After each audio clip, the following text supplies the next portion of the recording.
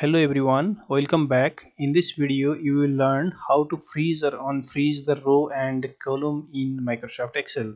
Before learning how to freeze the row, first of all let's see its importance. Here if I scroll down this data, the title of the data and the column headers becomes invisible. Then it will be difficult for us to read the data. In this case, we can lock the column header and the title part of the data by using the freeze option. So to freeze this part of the data, first of all, click on the cell just below the row till which you want to freeze.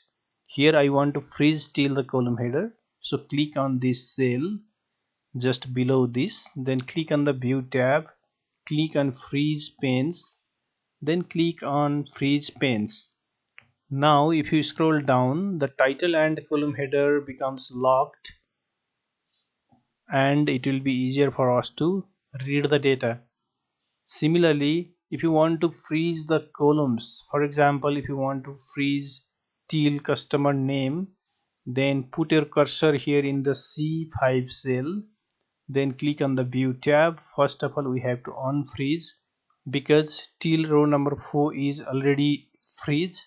So click on unfreeze panes first, then again click on freeze panes, click on freeze panes. Now till the row number 4 and till column B is locked.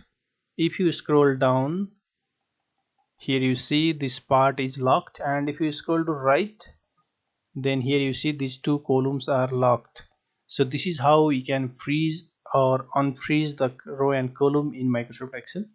And this was for today's video. Thank you very much for watching.